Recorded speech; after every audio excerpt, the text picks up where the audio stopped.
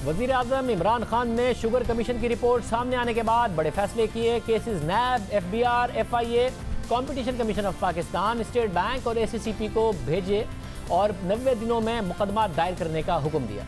मगर अब sugar mill मालिकान ने वज़ीर आज़म इमरान खान के इन इक़दामात और शुगर कमीशन की रिपोर्ट को इस्लामाबाद हाई कोर्ट में चैलेंज कर दिया है और ये दरख्वास्त पाकिस्तान शुगर मिल एसोसिएशन के अलावा 17 शुगर मिल्स की तरफ से दायर की गई है, जिसमें अल अरेबिया शुगर मिल जो कि सुलेमान शहबाज की है, RYK शुगर मिल जो कि खुसरो बख्तियार के भाई की है और मोनी सलाही भी इसमें शेयर होल्डर हैं, और JWD शुगर मिल जो कि जहांगीर तरीन की है। इसके अलावा दीगर शुगर मिल्स भी फरीक बनी हैं। ये दरख्वास्त इन सब की तरफ से मुश्तरका तौर पर दायर की गई है। तो सोचिए कि जहांगीर तरीन, सुलेमान शहबाज, खुसरो बख्तियार साहब के भाई और मोनी सलाही सब एक साथ मिलकर, उनके भी जो शुगर मिल है उसमें शेयर हैं, सब एक साथ मिलकर दरख्वास्त गुजार हैं। Chief justice Islamabad high court justice Athar Minallah ने इसे कल समाअत के लिए मुकर्रर कर दिया है। दरख्वास्त में मौक़िफ़ इख्तियार किया गया है कि इंक्वायरी कमीशन ने रिपोर्ट की तैयारी में आईनी इख्तियार से तजावुज़ किया। फॉरेंसिक ऑडिट के लिए भी सिर्फ चंद शुगर मिल्स को मुंतखब किया गया। दरख्वास्त में मौक़िफ़ इख्तियार किया गया कि इंक्वायरी के दौरान मिर्ज़ा शहजाद अकबर का किरदार इंतहाई मनफी रहा। कमीशन ने तहकीकात करते हुए कानूनी तकाज़े पूरे नहीं किए, इसलिए हुकूमत और तमाम इदारों को इंक्वायरी कमीशन की रिपोर्ट की रोशनी में कार्रवाई से रोका जाए। अब इस दरख्वास्त पर कल अहम समाअत होगी। दूसरी जानिब कमीशन की रिपोर्ट सामने आए अब 20 दिन हो गए हैं। हुकूमत ने एक्शन का भी ऐलान कर दिया, मगर अब तक चीनी की कीमतों में कमी नहीं हुई।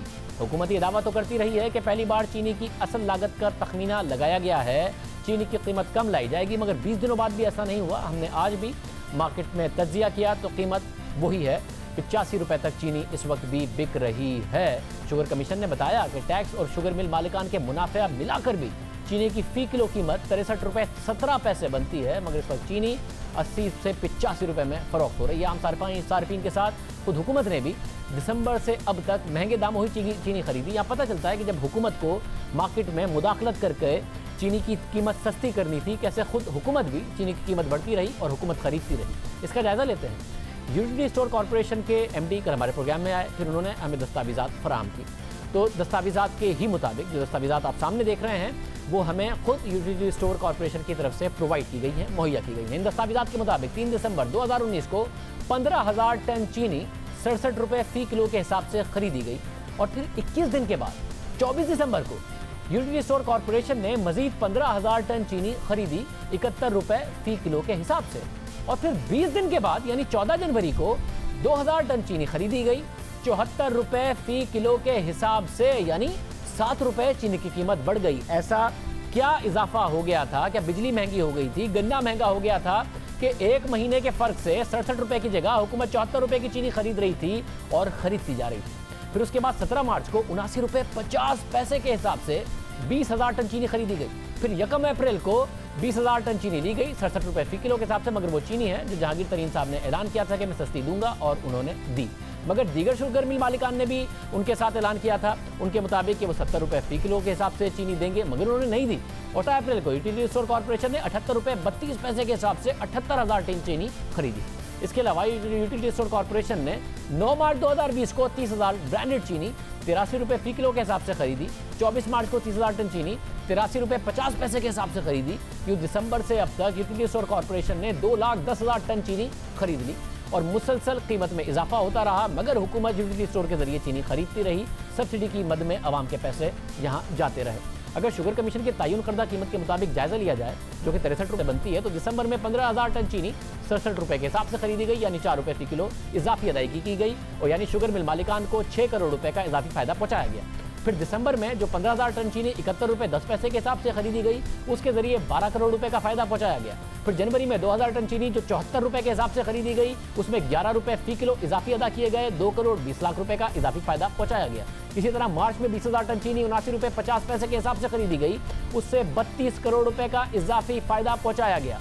अप्रैल में 67 रुपये फ़ी किलो के हिसाब से 20,000 टन चीनी 8 करोड़ रुपये इजाफी अदायगी की गई, फ़ायदा पहुँचाया गया। जबकि अप्रैल में 78 रुपये के हिसाब से 78,000 टन चीनी को में 117 करोड़ रुपए का इजाफी फ़ायदा शुगर मिल मालिकान को पहुँचाया गया। ये वो सब्सिडी है जो वज़ीर आज़म ने आवाम के लिए ऐलान किया था, मगर शुगर मिल मालिकान की जेब में जाती रही। इसी तरह मार्च में मजमूई तौर पर 60,000 ब्रांडेड चीनी खरीदी गई। अगर पैकिंग और दीगर अखराजात निकाल कर इसकी कीमत 82 रुपये तस्वुर कर ली जाए तो 114 करोड़ रुपए की इजाफी अदायगी इसमें कर दी गई।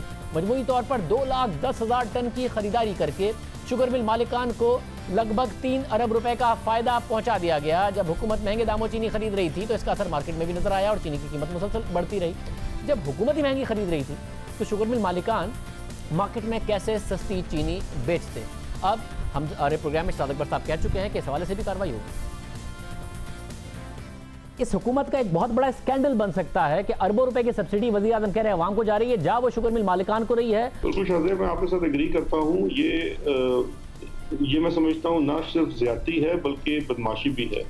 मुझे थोड़ा सा इस चीज़ का इसलिए भी पता है कि जब यूटिलिटी स्टोर ने, स्पेशली जब रमज़ान का महीना आ रहा था, तो उससे पहले यूटिलिटी स्टोर ने प्रोक्योरमेंट करनी थी, बिकॉज एक सब्सिडी दी गई कि यूटिलिटी स्टोर्स पे जो बेसिकली जहाँ से कम आमदन वाले और गरीब लोग खरीदारी करते हैं उनके लिए हुकूमत की तरफ से एक्स्ट्रा सब्सिडी मिली। तो वो जो इनडायरेक्ट सब्सिडी थी वो भी मिल मालकान ने, और इसमें टोटल फेलियर था, बिकॉज कार्टलाइजेशन की इंतहा ये रही कि ना सिर्फ इस दौर में, अगर आप शुगर कमीशन को देखें तो उसमें जो कार्टलाइजेशन की एक मिसाल दी जाती है, वो आज से कुछ साल पहले भी तमाम मिलों ने यकसुई से यूटिलिटी स्टोर को चीनी बेचने से इनकार कर दिया।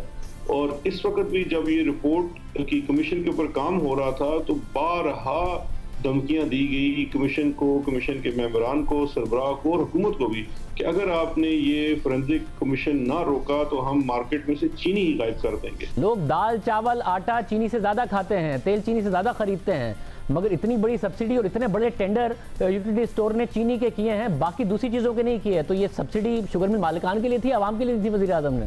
इसमें तो ये सीधा आपके पास एक वाज़े तौर के ऊपर सबूत आ गया है कार्टलाइजेशन का, कि आपने एक दफा से फिर, बिकॉज जब टेंडर किए गए तो मुझे इस चीज़ का पता है कि वो बारहा कोशिश की गई कि जो एक्स मिल प्राइस है उसके जो मार्केट प्राइस से कम हो, लेकिन किसी मिल ने भी उस प्राइस से नीचे कोट नहीं किया। और कार्टलाइजेशन की यही मिसाल होती है कि जब सब एक साथ मिल जाते हैं तो वो मजबूर कर देते हैं इवन हुकूमती इदारों को भी कि आप उस वक्त उनसे उन्हीं दामों पे चीनी खरीदें जिस दाम पे वो बेचना चाहते हैं। ये जो यूटिलिटी स्टोर्स वाला मामला है इसको भी देखा जाएगा और इंशाल्लाह आने वाले दिनों में ना सिर्फ इसमें ये देखा जाएगा कि किसने इससे नाजायज़ फ़ायदा उठाया, और अगर नाजायज़ फ़ायदा उठाया तो उनसे रिकवरीज भी इंशाल्लाह होंगी, जो कि वो टैक्स पेयर का पैसा वापस जमा हो सकेगा। देखते हैं वज़ीर आज़म की इस 3 अरब रुपए की सब्सिडी में से कितने पैसे वापस आते हैं। इजाज़त दीजिए, अल्लाह हाफ़िज़।